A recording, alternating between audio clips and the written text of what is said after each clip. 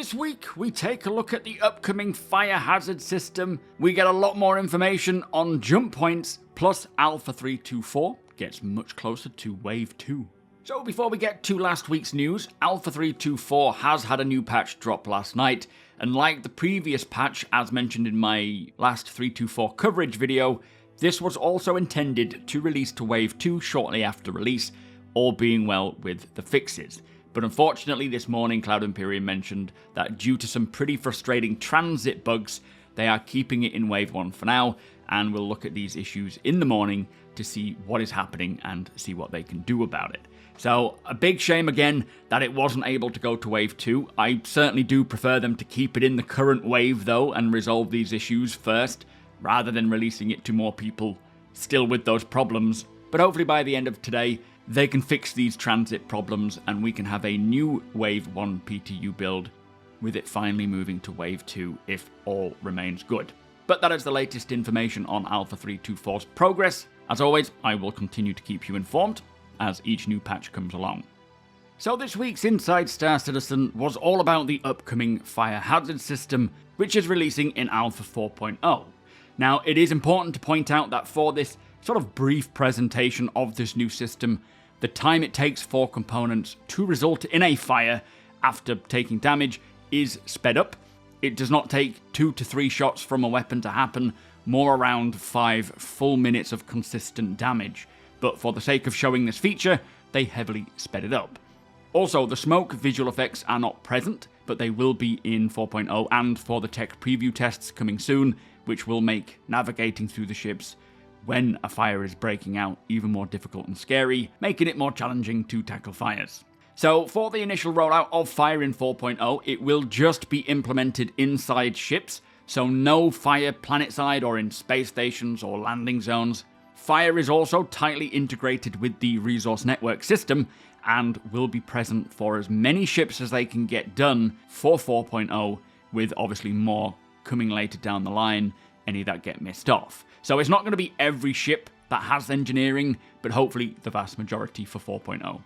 Now, starting a fire is going to be based on various kinds of damage caused by the ship items or components hitting 0 health or via a malfunction, like for example misfiring when they are at the lowest level of wear. And at that point there is a chance that they can cause a fire. So it's not going to be every single time, it is more just a chance based on those factors. And of course, weapon impacts or explosions can cause fires as well, so ensuring that you are monitoring and maintaining your ship components and systems is going to be important, but also if you get into combat, taking external damage or internal damage can potentially cause fires. Now, another way for a fire to start is for the environment on the outside to be hot enough to catch fire on the inside. For example, if you leave a door open to your ships long enough on a very hot planet, of which a planet of that temperature does not exist at this time, it could cause areas of the ship to catch fire. But this would need the room to reach 1000 Kelvin for specific materials to start smoking. So technically it's possible, but the odds of it happening are very slim, and as mentioned, currently there is no planet that is hot enough to cause that. Now, I do love that this stuff is even considered and possible. It would be very unlucky for it to happen, but you need to be aware of it.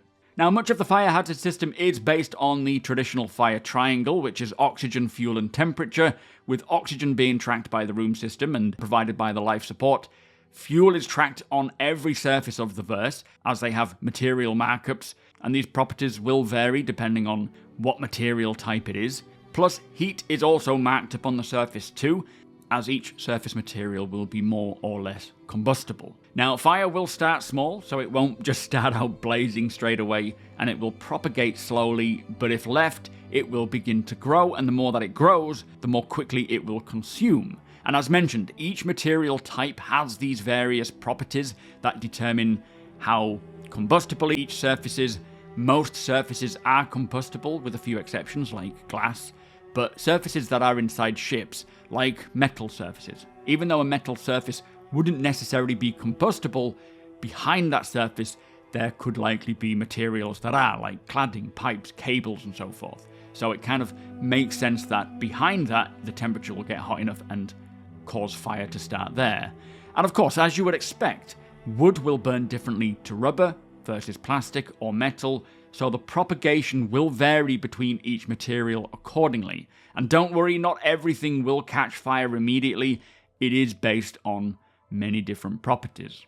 Now, I find that with each ship, I do hope that certain brands like Origin versus, for example, Drake, would have ways to mitigate the ignition or spread of fire. But it will still need to be systemic, and obviously Origin use a lot of wood, Drake use a lot of metal, so maybe for 4.0, all ships will share pretty much the same process and speeds, but in the future it would be cool if certain manufacturers have maybe preventative measures more than others.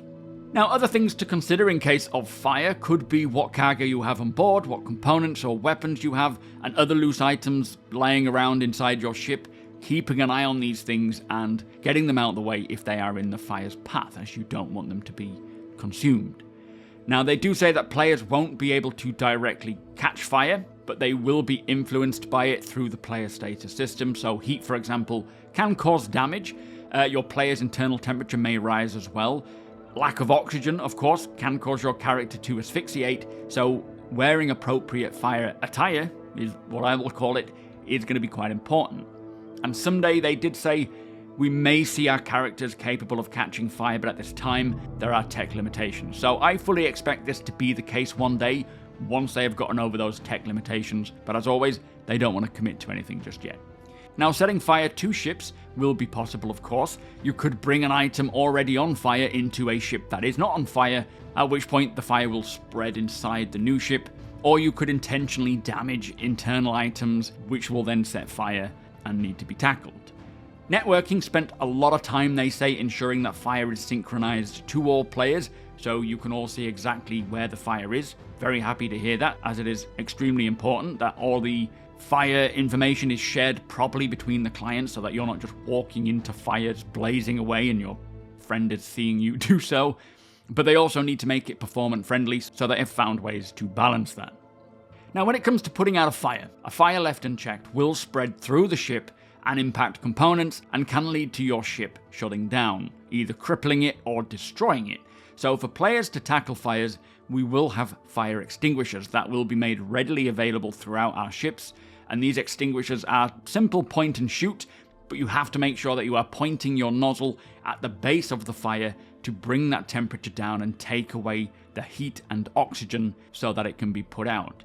Now, these temperatures will have a temperature readout on them, allowing you to monitor how strong the fire is so you know how close you are to the fire potentially getting put out. But even if a fire has been put out, if the temperature is still high enough in that location, it can still catch fire again.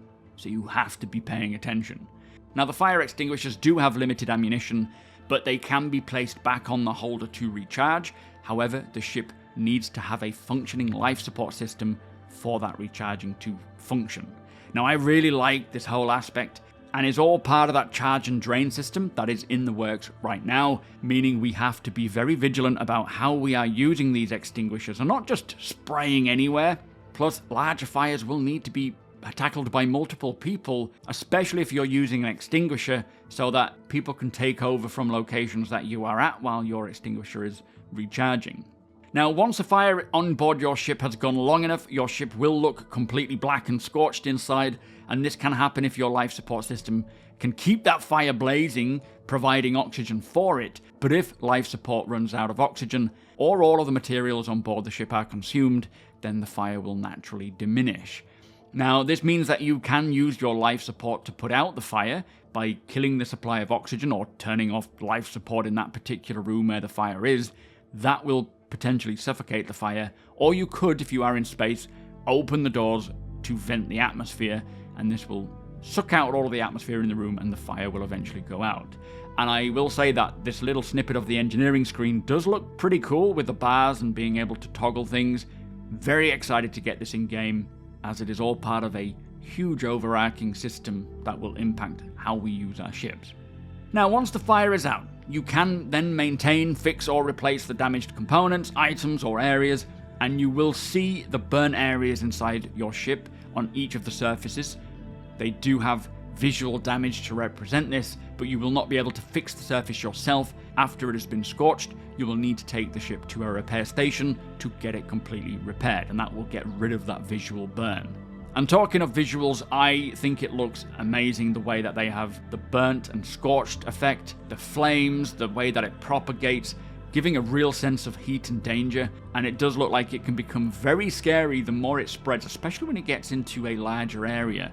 Plus, as mentioned earlier in the video, we are yet to see the actual smoke visual effect for fire, which I can imagine only adds to it even more, especially if you are wearing one of those fire tackling suits where you have breathing apparatus. It would be cool if they could make it feel pretty claustrophobic inside that headgear, giving you a real sense that you are tackling a fire. Now, I feel like they have really nailed the way fire works, and having it systemic will be very exciting, as if you are maintaining and looking after your ship, you should never ever have to deal with fire on board. But if you let your components degrade too far, or of course you take damage, it can get very problematic. There looks to be a deep system involved in all manner of fire, from ignition through to propagation, tackling or preventing a fire, or even sabotaging as well. And remember, for 4.0, this is just going to be applicable inside vehicles. Eventually, it will evolve to be in all locations, from space stations, planet-side bases, landing zones, and just the environment itself, like forests. So there is a lot of gameplay that can come from this one system alone, and having the tools, knowledge, and experience on how to deal with it will be very handy. They have clearly spent a lot of time researching how fire works, and it is going to be so fun having this system in Star Citizen. Anyway, that was Inside Star Citizen, showing off the new fire hazard system coming in Alpha 4.0. Let us move on to jump points. So this week's Star Citizen Live was a Q&A answering our most voted questions about all things jump points. Now this is a long one, so get settled in. First question is, will players with the crime stat be able to jump at the Pyro Gateway, as transient jump points won't be available in 4.0? Now they say that if you have a crime stat of 3 and above, then the ATC will not allow you to jump through. So you'll have to get rid of your crime stat before going through the jump point. And they say that this check is on the Pyro side as well, so if you have a crime stat 3 when you are trying to jump through from Pyro to Stanton, you will not be able to. But do bear in mind that Pyro does not have the monitoring like the Stanton system does, so you will be able to get away with a lot more in Pyro without getting a crime stat, but if you jump through to Stanton, commit a crime that gets noticed, you will not be able to jump back through. This is because the Pyro side of the jump point still has, or is under, UEE jurisdiction, so if you are committing crimes on the Pyro side in proximity to the space station at the Pyro Stanton jump point entrance, you will get a crime stat, and the UEE don't want criminals coming back into Stanton, so they will restrict you. But that area specifically in Pyro, they say, is very minuscule in comparison to the rest of the Pyro system, so you should be able to commit crimes without getting noticed in Pyro, enabling you to come through. Now, I find this very interesting and will potentially require quite a bit of fine-tuning, but this will make piracy in Stanton much more skill-based, much more planned, as pirates coming through to Stanton will not have much bother, but if you then commit a crime in a monitored location like Stanton, you won't be able to get back through and escape to Pyro before clearing your crime stat. And bear in mind, this is just heavily limited in 4.0 because we won't have the transient jump points. They will be coming post 4.0, and then pirates will always want to make sure they know where a transient jump point is so that they can escape. But this will make Stanton much more safer again, as pirates won't be able to just travel to Pyro and get away. And due to this, I suspect most pirates will just prefer to reside in Pyro, so it does bring a heavier cost for pirates who are committing crimes in Stanton big time. I also suspect, on average, most pirates will remain in Pyro anyway until the transient jump points come in. Then we may see some of them coming through to take advantage of the non-pirate population, planning their escape, finding these transient jump points to get back through quickly. And when bounty hunting or security gets more refined, with both players and NPCs protecting the Stanton system, it will become even more safe. I do like the thinking here. It will obviously need a lot more refinement, and there needs to be gameplay for pirates, but it will definitely come with a risk-reward, so the more danger you're putting yourself in as a pirate, the potential more payout you can get. But that might require coming through to Stanton, committing a crime, and then trying to track down a transient jump point or get rid of your crime stat in 4.0 before you head back through again.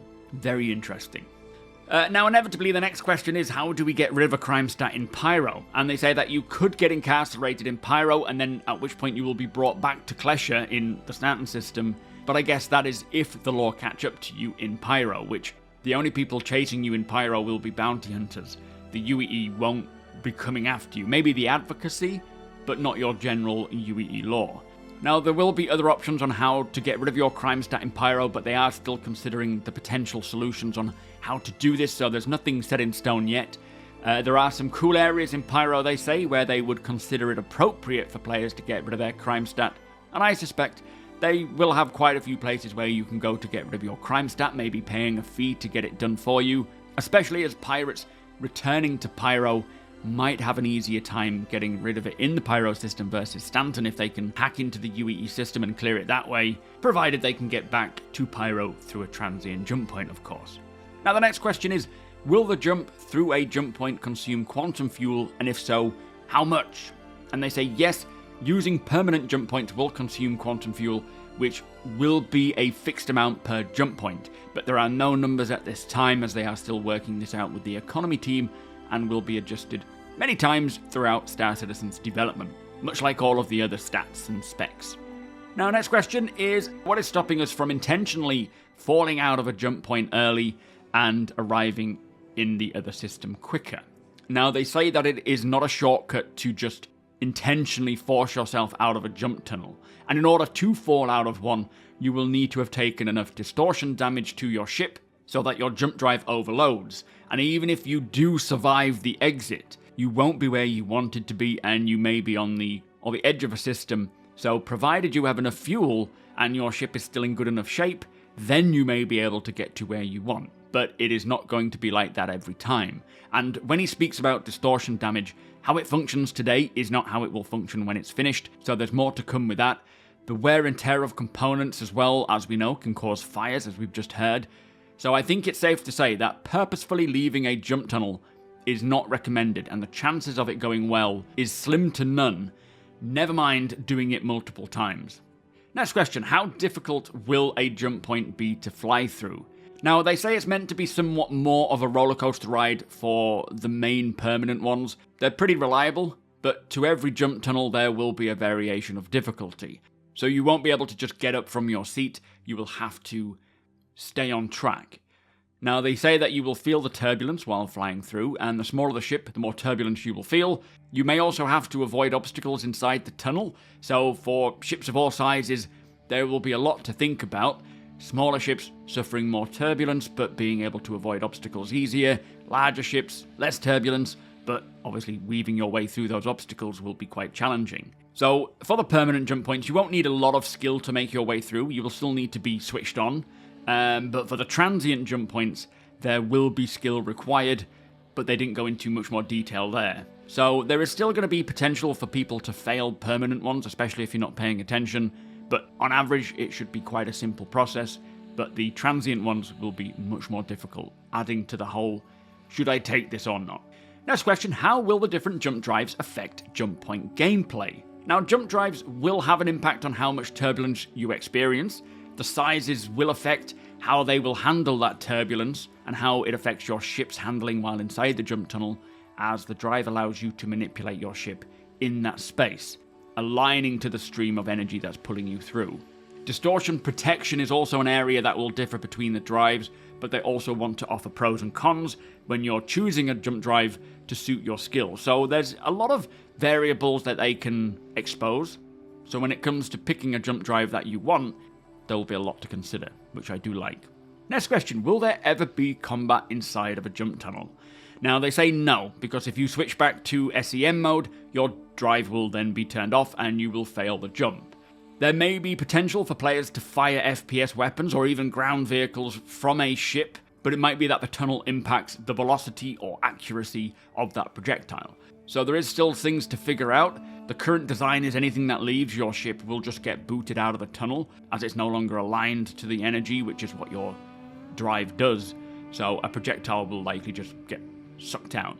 Now, at first I was a little disappointed that we won't be fighting in jump tunnels, as it was always something that Chris has said he would like, but I'm not too personally bothered if they don't allow it, or by the sound of things they're not. as it obviously opens up a whole can of worms, so I would be fine if it is not possible. I think it would be cool though to have an FPS fight on board of a ship if someone's boarded while you're in a jump tunnel. That'll be a bit of stress. But yeah, as much as I'm sure there will be a lot of cool gameplay to come from having ship fights inside of a jump tunnel, I don't think I was ever so excited for it that taking it away is going to bother me. Next question, why was a 2D entry point system to a jump tunnel the choice where you could potentially get shot at instead of entering a sphere many kilometers wide that protects you from griefing? Now, they don't want players to be ganked at jump points, so there will be a lot of AI turrets, the UEE Navy ships will be there, and security will help. And if they find that players are constantly getting targeted at jump points, they will increase the protection. When server meshing comes along, this will improve the AI issue, so what we're seeing in terms of AI not being able, or not being very capable, should be rectified once server meshing is in, so they will be capable, but I think it is quite hard right now to imagine the PU ever having anywhere that is safe outside of an armistice zone. But eventually, where necessary, the AI will be capable of protecting and defending against pirates, and pushing back or apprehending. It will never be a black and white outcome.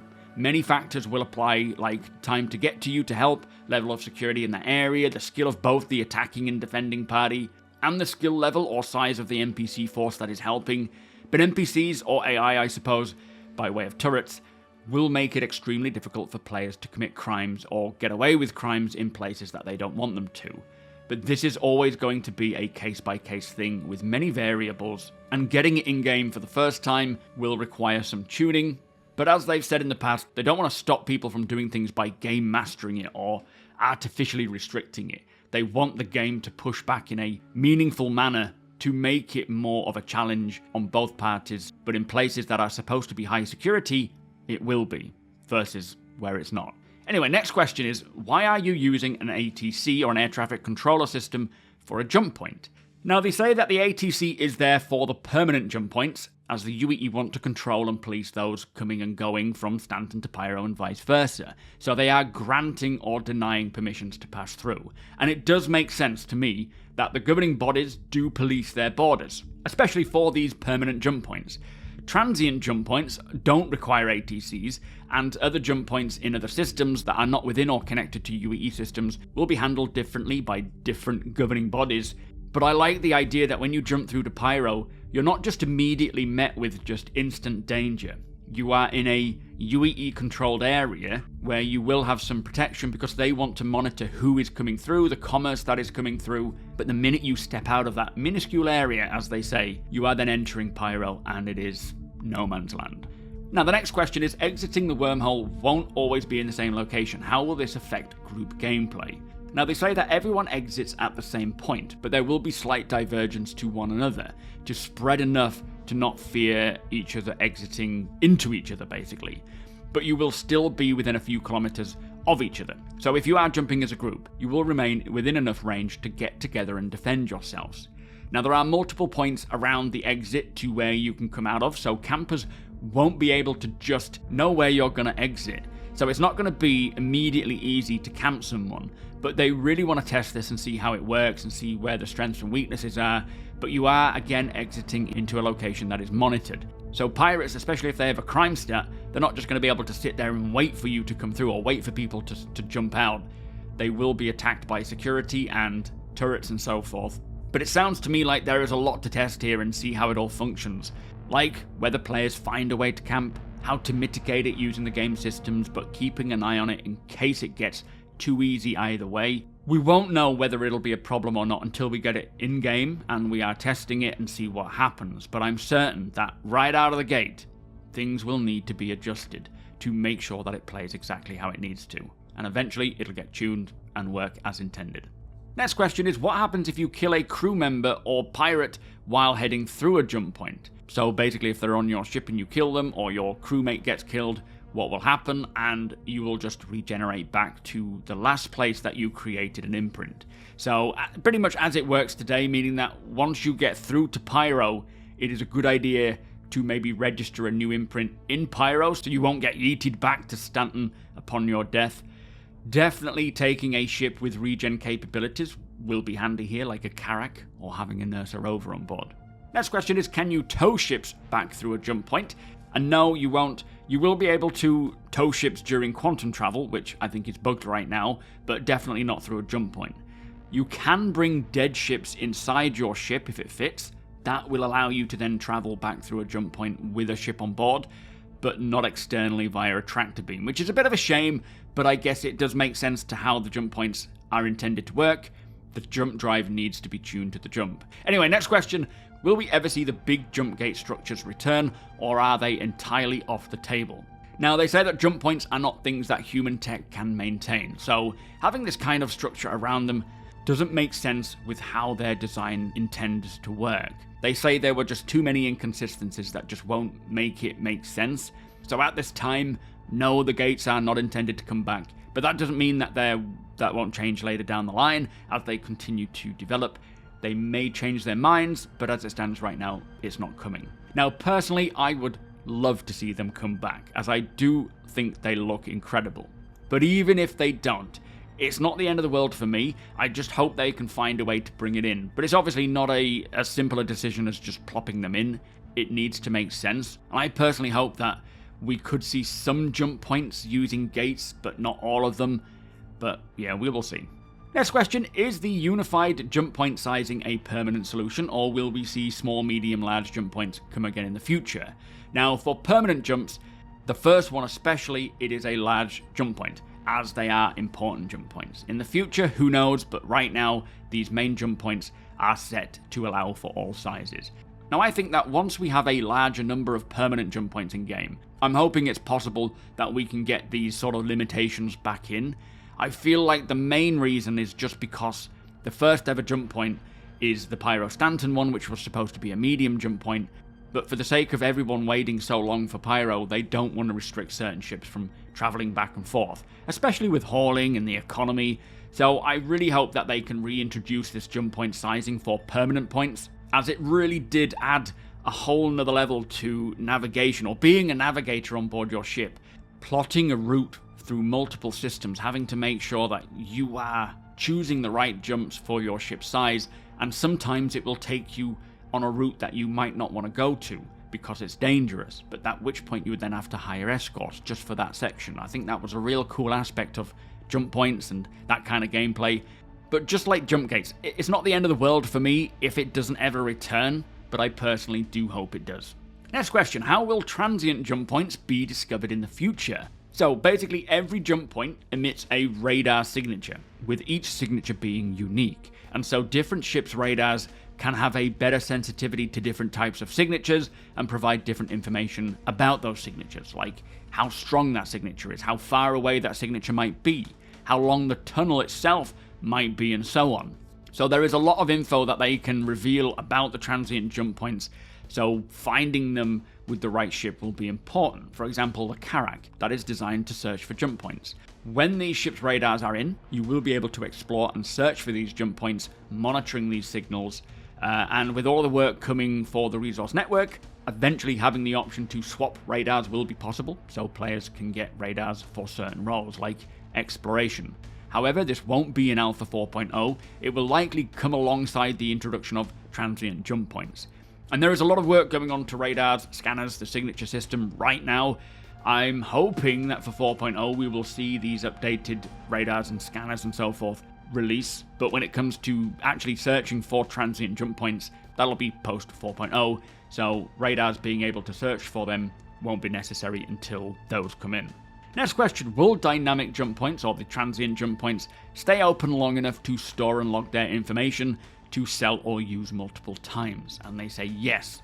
The transient jump points will vary, but minimum they are expecting these jump points to remain open for hours, and then it goes up from there. So some will remain up for a very long time, it sounds, and having that duration means data for these locations will be saleable. But again, for 4.0, there is just going to be the one permanent jump point. But I think it sounds like a really cool aspect to work alongside pirates and sell that data to pirates who are coming through from Pyro to Stanton, wanting that escape so they can jump back to Pyro with a crime stat. Anyway, that was the Q&A. but also during the show, Jared did say that there is more focus on gameplay and features now rather than just making good visuals. And as we see with 3.2.4 and 4.0 and beyond, Cloud Imperium are much more heavily focused on good gameplay. Not to say that the visuals are going to suffer, but gameplay has become a much more of a prioritized aspect. Plus, he says that there are changes coming to Master Mode soon. He can't talk about what they are at this point, but there are some coming. But that was this week's Star Citizen Live, talking all about jump points. There is a lot to work out for them, clearly, and much of it cannot be worked out until it's in-game and in our hands, and they see what we do with it, they see the strengths, the weaknesses, and then adjust it from there. Now, next week's Star Citizen Live is talking about contested zones and asteroid bases, another Q&A following up from Inside Star Citizen.